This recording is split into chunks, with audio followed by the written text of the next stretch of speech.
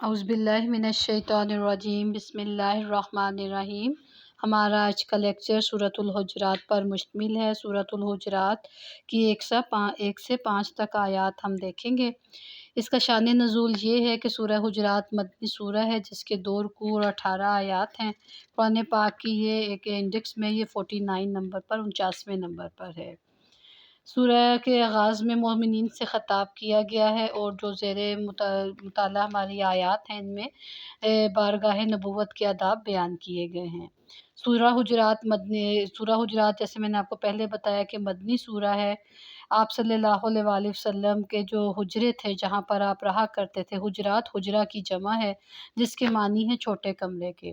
اس کے جو ہے جو امہات المومنین کے لیے آپ صلی اللہ علیہ وآلہ وسلم نے الگ الگ جو ہے مسجد نبوی میں کمرے، چھوٹے چھوٹے کمرے بنا رکھے تھے اس جو مسجد نبوی کے ساتھ متصل تھے۔ اب آپ کے جو ہے اسے عربی زبان کے اندر جو چھوٹے چھوٹے گھر ہوتے ہیں انہیں حجرہ کہا جاتا ہے۔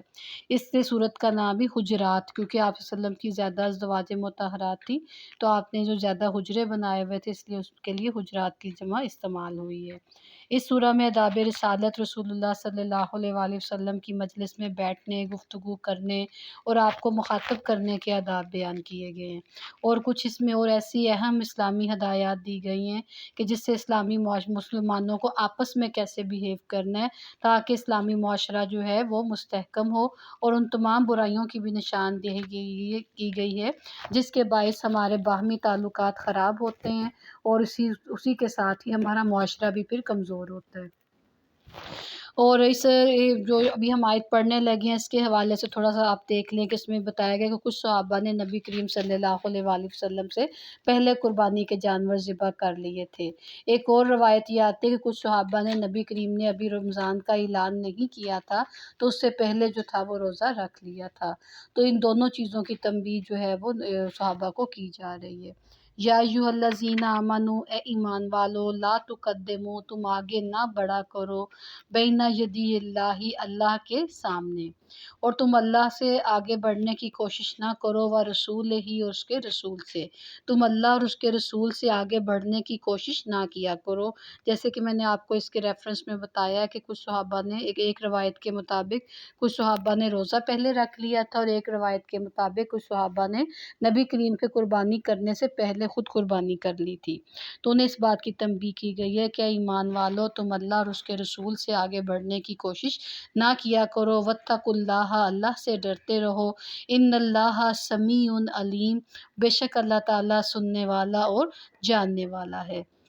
آگے بتایا جا رہا ہے کہ یا ایھا الذین آمنوا لا ترفعوا اصواتکم، اے ایمان والو تم اپنی، لا ترفعوا ہوتا ہے نہ بلند کرو، لا ترفعوا تم نہ بلند کرو، اصواتکم اپنی آوازوں کو، فوق صوت النبی، نبی صلی اللہ علیہ وآلہ وسلم کی آواز سے، کہ جب تم ان کے سامنے بیٹھتے ہو تو اپنی آوازوں کو ان کی آواز سے زیادہ اونچا نہ کیا کرو، ولا تجہروا لہ بالقول، اور ان کے ساتھ ایسے زور سے بات نہ کیا کرو یا ایسے اونچے آواز میں یا اس طرح بات نہ کیا کرو، کجہر بعضکم لبعض، جیسے تم آپس میں ایک دوسرے کے ساتھ اونچا اونچا بولتے ہو۔ تو صحابہ کو یہاں پہ پہلی تو چیز یہ بتائی گئی کہ اپنی آواز کو بلند نہیں کرنا۔ دوسرا اس سے مراد یہ ہے کہ جیسے ہم آپس میں دوست کیجول فارم میں بولتے ہیں نا، لیکن آپ جب اپنے کسی استاد کے ساتھ بات کرتے ہیں تو آپ اس کے ساتھ کسی اور ٹون میں یا اور انداز سے بات کرتے ہیں، الفاظ کا چناؤ سوچ کے سمجھ کے استعمال کرتے ہیں۔ لیکن جب آپ دوست آپس میں بیٹھے ہوتے ہیں تو آپ کسی اور طریقے سے باتیں کرتے ہیں، اور نوعیت کی باتیں کرتے ہیں۔ تو سیم اسی طرح صحابہ کو بتایا جا رہا ہے کہ یا ایھا الذین آمنوا، اے ایمان والو، لا ترفعوا اصواتکم فوق صوت النبی،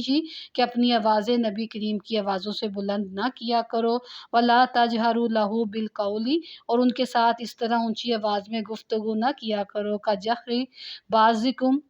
لبعض، جیسے کہ تم اونچی آواز میں بات کرتے ہو ایک دوسرے کے ساتھ، ان تحبط اعمالکم، ایسا نہ ہو کہ تمہارے اعمال ضائع ہو جائیں، وانتم لا تشعرون، اور تمہیں سمجھ بھی نہ ہو۔ بعض اوقات یہ ہوتا ہے نا کہ بندے کو پتہ بھی نہیں چلتا تو ہم کسی کو ناراض کر دیتے ہیں، تو اللہ تعالیٰ نے یہاں پر اسی طرف اشارہ کیا ہے کہ تمہارے لیے تو شاید یہ عام سی بات ہے، لیکن جب تم محفل نبی میں بیٹھے ہوتے ہو، نبی کریم کے سامنے بیٹھتے ہو، تو تم اپنی آواز اور ٹون دونوں مناسب رکھو گے، ٹھیک ہے؟ تو اگر تم نے اس بات پر عمل نہ کیا تو تمہارے اعمال کیا ہو جائیں گے؟ ضائع ہو جائیں گے۔ اس میں حضرت ثابت بن قیس جو تھے، ان کی آواز تباً ہوتی ہے نا، کچھ لوگوں کا جو ساؤنڈ باکس ہوتا ہے ذرا شارپ ہوتا ہے، وہ سلو بات نہیں کرتے، تو حضرت ثابت بن قیس رضی اللہ عنہ کی آواز طبعی طور پر آپ صلی اللہ علیہ وآلہ وسلم سے زیادہ بلند تھی۔ اب جب انہوں نے یہ آیت نازل ہوئی تو وہ پریشان ہو گئے، رونا شروع ہو گئے، اور مطلب انہیں بہت زیادہ پریشانی ہوئی کہ میں تو جب بھی بولتا ہوں میری نہ چاہتے ہوئے بھی آواز آپ کی آواز سے بلند ہو جاتی ہے، تو اب ایسا نہ ہو کہ میرے سارے اعمال ہی ضائع ہو جائیں۔ تو اس کے بعد جو ان کی یہ ادا اللہ تعالیٰ کو اتنی پسند آئی، کیونکہ یہ اب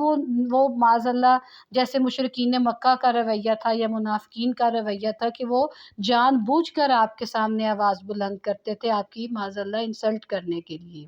تو جو حضرت ثابت بن قیس جو تھے، ان کا تو یہ مقصد نہیں تھا کہ اگر ان کی آواز بلند تھی، تو یہاں پر جو اگلی آیت اب ہم پڑھنے لگے ہیں اس کے اندر اسی بات کا تذکرہ کیا جا رہا ہے کہ جب وہ بہت پریشان ہوئے اور رونے لگ گئے، تو یہاں پر آگے یہ والی جو آیت ہے اس میں اب یہ بتایا جا رہا ہے، ان الذین، اور وہ لوگ، یغضون،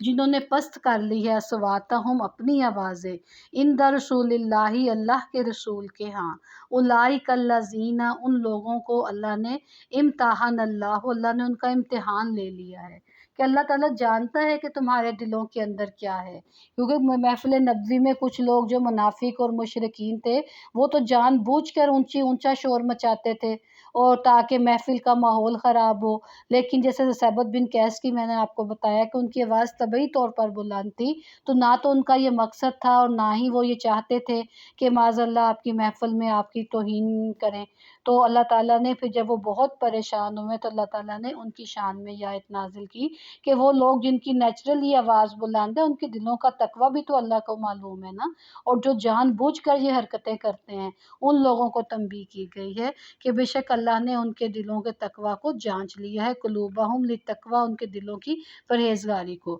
لہم مغفرۃ و اجر عظیم، ان لوگوں کے لیے بہت مغفرت ہے اور اجر عظیم ہے، ٹھیک ہے؟ تو اگر نادانستہ اور بھول چوک کی وجہ سے آواز نبی کی آواز سے بلند ہو جائے تو اللہ تعالیٰ بخشنے والا ہے۔ ان آیات مبارکہ کے اندر ان چیزوں کو بیان کیا گیا ہے۔ وَمَا عَلَيْنَا إِلَّا الْبَلَاغُ الْمُبِينُ۔